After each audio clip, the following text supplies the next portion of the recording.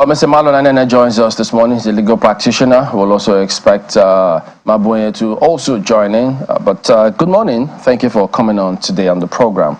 There are certainly several questions in the minds of so many people who are watching.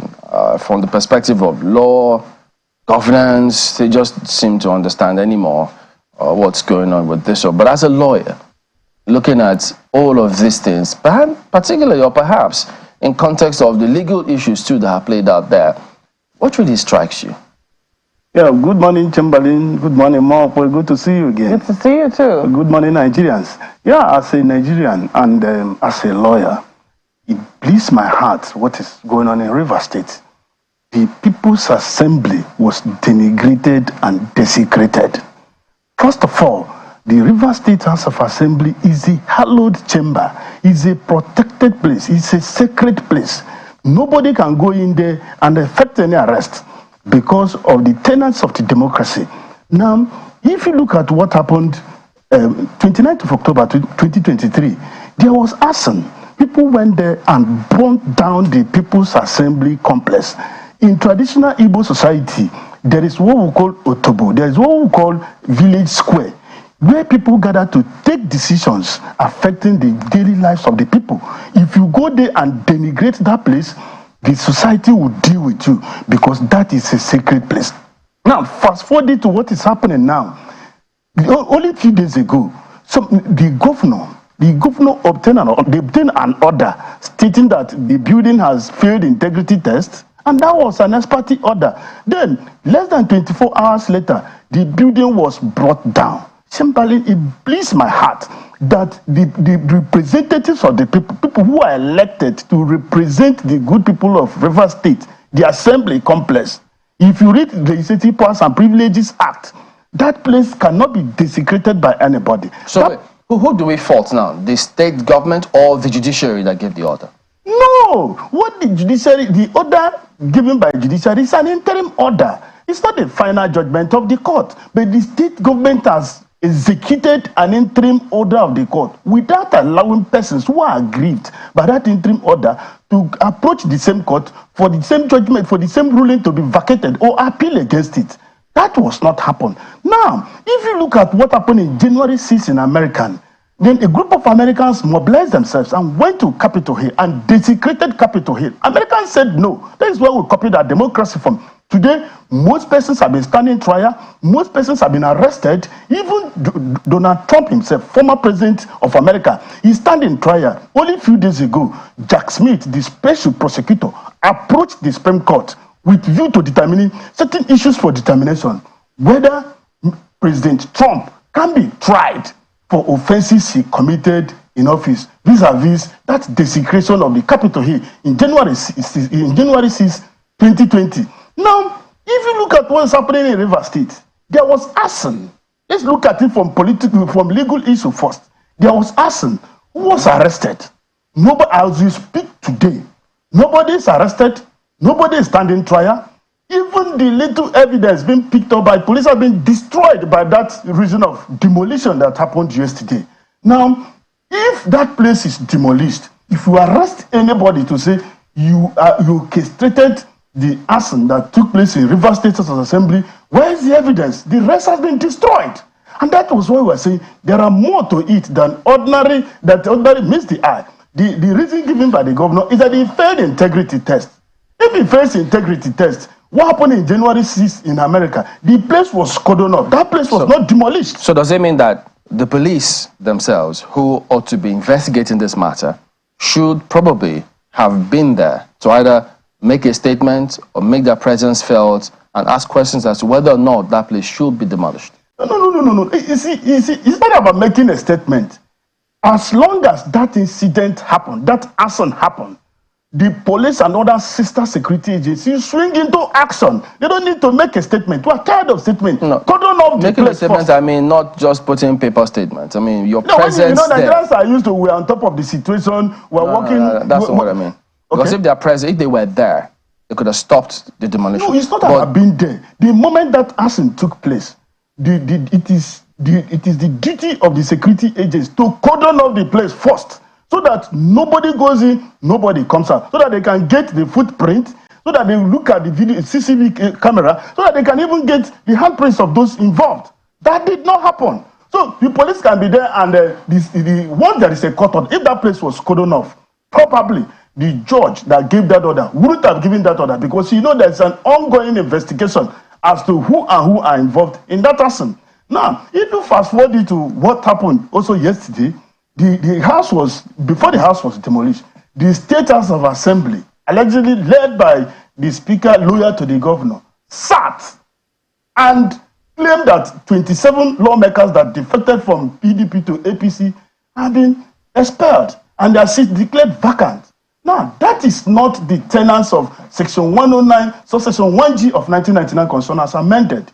It's the section provides that if there is a defection from party A to party B, and that defection has pitched the other person into another party, if there is no defection, if there is no division in that, if there is no division in the party that brought the member to power, then you can declare his seat vacant. But here they claim that there's, in fact, for instance, several articles, several lawyers, including Mr. Fernando, who says self-inflicted division cannot be tantamount to the kind of division that the law was making reference to. And as such, the members cannot say that there was indeed division which warranted their moving to another party.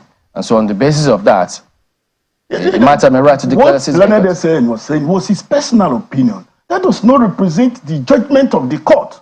Now, the issue as to whether there is a division in a political party is not a question of law. It's a question of fact. The 27 lawmakers stated that there was a division in their party. They are the members of that party. They know what's going on in the party.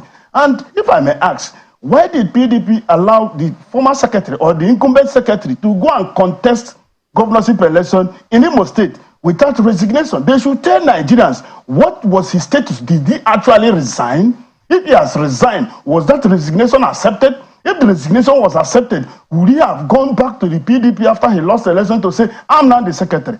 The 27 lawmakers are saying that given this resignation or the uncertainty as to the status of the secretary, they cannot reach their national secretariat. They don't know who is the national secretary, who is the secretary at the national secretariat. And if you believe in me, since this incident happened, that's the imbroglio between the governor of Rivers State and Rivers State House of Assembly. The PDP has not issued a statement. They only issued a statement when these people defected. So what the party would have done is to weigh in the crisis. They didn't do it, and that is why these people are maintaining there's a division. So what Fanada was saying is that the moment you defect, you lose your seat. It's not true. But the lawmakers constitutional provision very well. He said there must be a division, and that division is a question of facts, not law. And how does it happen? There is not the judgment is cited. It's not judgment in rem. There is no judgment in rem because there is no two cases that are the same. The court will take decision based on the facts presented before it. Only a few months ago, a serving senator defected. What was his reason? He said reconcilable differences between him and the members of his party. Now, if you take it to what this person saying, and he was allowed to defect. There was no quotation. Nobody is questioning. Even his political party are not questioning it. Now, these people are now citing division. Now, what is to be done is not to listen to what Fanada was saying. It's for people to approach the court. That section is not activated automatically because the procedure is that somebody needs to go to court for interpretation. Whether the statement issued by 27 lawmakers amounts to division in the party or not, that's a question to be determined by court. And even the order being paraded by this led faction, the order did not say that the 27 members have lost their seat. The order said he is now recognized as the speaker, so to speak. If it's a speaker, then 27 lawmakers are also, as we speak, the members of Rivers State House Assembly. Then the question you ask yourself is this. If you read Section 96 or Section 1 of 1999 Constitution, it says the quorum of State House Assembly shall be one-third of all the members. All the members. And Rivers State House Assembly has 32 members. If you have 32 members, meaning that you have at least 12 members, because he didn't reckon with the presiding officer. Now, if you need at least 12 members for the House to carry on the business of the day. And subsection 2 says, if the House could not form a quorum, then the necessary implication is that the House adjourns. That did not happen. Now, the House could not form a quorum, and the governor allegedly presented 2024 appropriation bill before the House. But based on the judgment, if the members say, look, we got a judgment from court, and the court says they recognize us as the members, and so this other group are not recognized by law, what are they supposed to have done? Just wait until they can get you are reading their intention into the ruling of the court. The ruling of the court is that Dixon here is the speaker. Nobody now, the people, the other 27, if they so feel aggrieved, they can still appeal against that ruling or approach the same court for that order to be vacated. I thought the law also said that it prevented those other members from accessing or having their meetings in the chamber. But that does not mean that they are no longer the members of Rivers State House of Assembly. There should be explicit order to that effect. Now, those other members have not lost their seat, unless the court now said, having defected from PDP to APC, and the reasons you cited could not avail you of that defection, you hereby lose your seat. It's on that ground that the speaker will now say, in view of the judgment before me against the 27 lawmakers that defected, their seats have been declared vacant. That section did not automatically empower the speaker to declare any seat vacant unless the issue, the facts as to the issue of defection is determined by court. Now, if you look at what the special prosecutor is doing in America, that's Jack Smith. He did not just take President Trump to court. He first of all approached the Supreme Court, and that is the procedure for a determination whether Trump can be prosecuted for offense he committed in office. Because as you speak, even you read Section 308 of 1999 Constitution as amended, once you're a former president, or a former governor, a former deputy governor, or former vice president, you have lost your immunity. But then, because they are a nation of laws, the special prosecutor approached the Supreme Court for determination as to whether Trump can be prosecuted. Now, what we expected Dixon Ehie's led faction is to approach the court to say these 27 lawmakers cited the division in their party because the secretary, there is issue with their secretary, and their secretariats can no longer function. These reasons being adduced by these 27 lawmakers, can it avail them to defect from PDP to APC? If the courts agree with them, so be it. If the court refuses to agree with them, so be it. But as you speak, gaining access to the principles of the River State House of Assembly, it does not amount to stating that those members are no longer members of the River State House of Assembly. What the mistake people are making here is that what happened in Edo State a few years ago. Just before we get to what happened in Edo State, I want to go back to the very first issue, because it would look like so far so good you've been preempting the questions. You say, well, the question you ask yourself is, and then you go on ahead to answer the question. But let's go back to the very first issue, which is the assembly now, which has been demolished. You say that it ought not to have been demolished, that investigations could still be ongoing, that the police ought to have cordoned off the place, and that would have prevented any of such acts.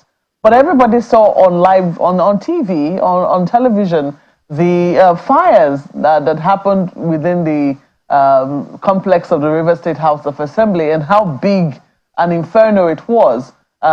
Shortly after, we saw the governor try to go and inspect the situation, the aftermath of the inferno. And people are saying, how long? For how long? Assuming the police or the fire service or anybody else who was involved in an investigation. This fire happened since October. By now, shouldn't they have a very clear idea, or should have picked out whatever it was they wanted to pick out from the place to be able to know, if they will be able to get evidence as to the people who did such a fire or committed the arson, as the case were. It hasn't enough time elapsed for that investigation to take place. No. Even the River State government could have as well instituted judicial panel of inquiry, independent of what police is doing, because that's a hallowed chamber. It's a protected place by law. That place, what one comes first? Is it the demolition or that investigation? As we speak, the Rivers State government has not told the world what led to the fire incident. Who are involved? The fire cannot just come and ignite in a particular place. If it's electrical fault, if it is persons believed to be hoodlums, who are those behind it? What is the extent of damage? Then that should come first before you now go into demolition. Demolition will come as per integrity test, ranging from investigation. Integrity, you cannot just do integrity test without an investigation. Yeah, but we do not know that an investigation is not currently ongoing. No, if investigation is currently ongoing, we demand to know, because that place is a protected place. The Rivers State House of Assembly is a protected place by law. By who?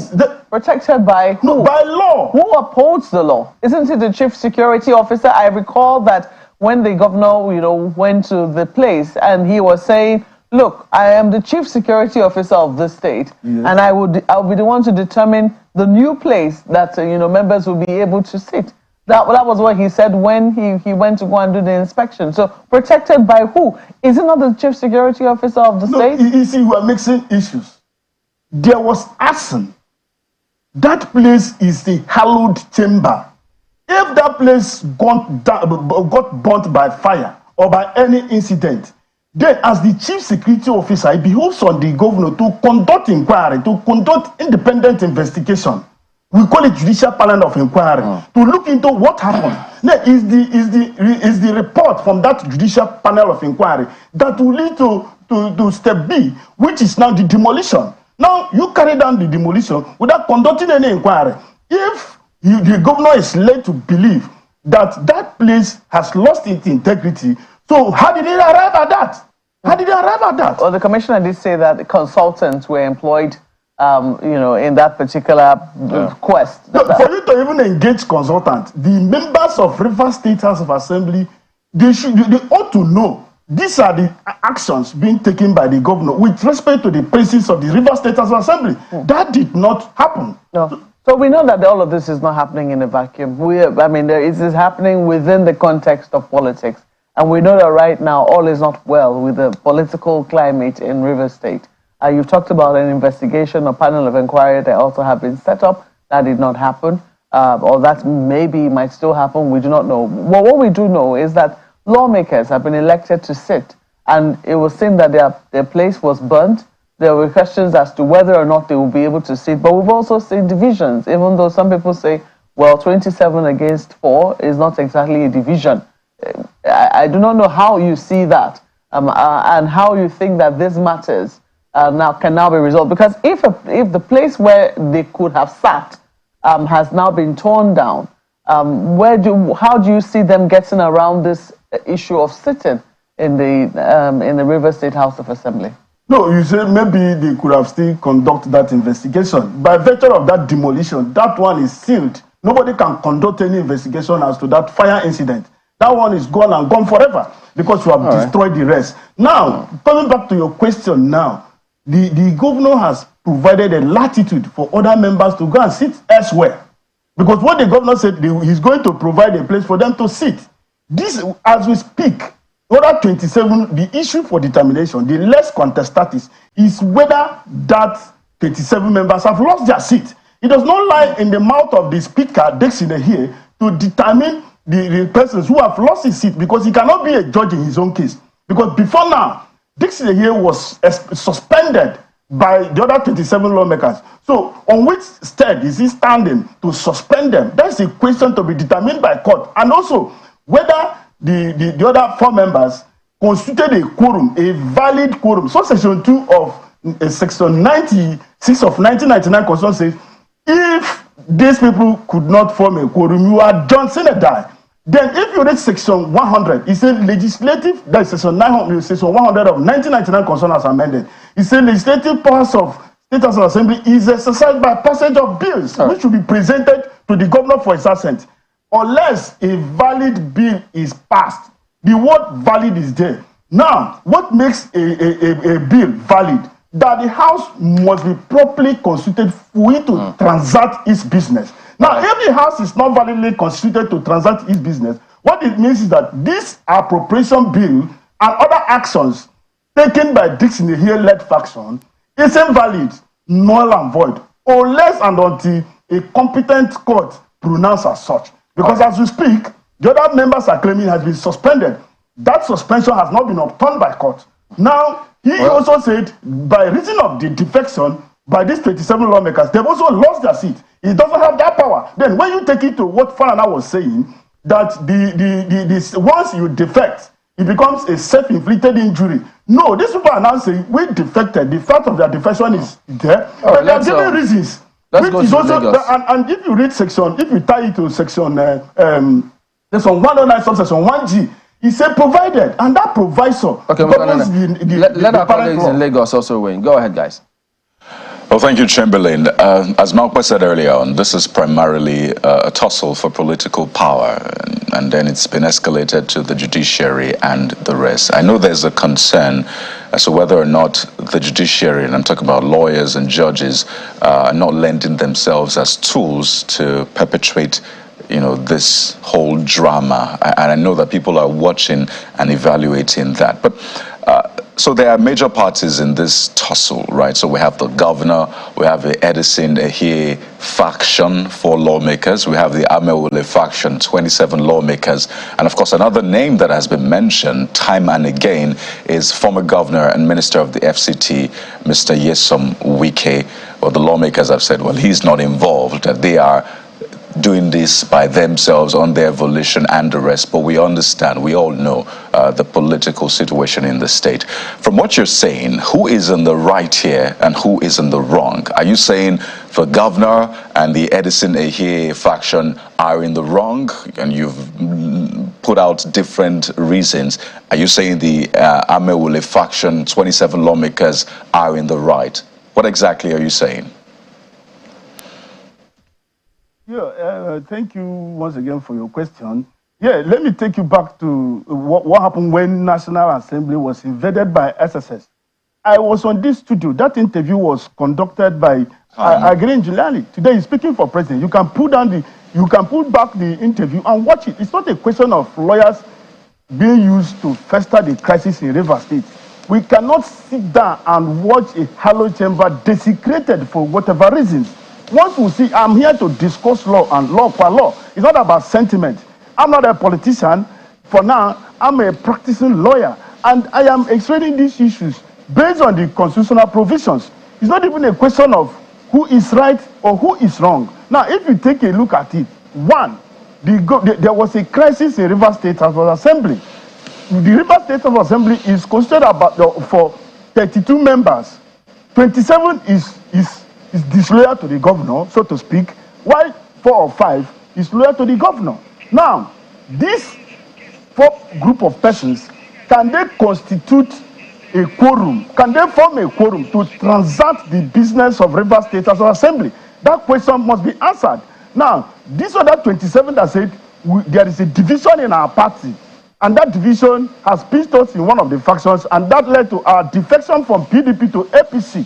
Now, that fact of division in the party has to be determined by court. And that is what we are saying. It's not automatic that once a person defects from a party to another party, he loses his seat. The court will look at the reasons being adduced. Is this reason enough to qualify it as a division in the party? If the court says no, that is the end of it. Well, if the court says yes, that is the end of it. It's not about who is right or who is wrong. In this case, the Rivers State House of Assembly, as led by Dixon Ehie, cannot validly transact the business of Rivers State House of Assembly. Well, Mr. Anene, so what you're saying, and I think it's quite clear, pardon me, what you're saying is quite clear, and I think you meant to say Edison Ehie. So you've said that the demolition should not have happened, so that was wrong. You were quite categorical about that.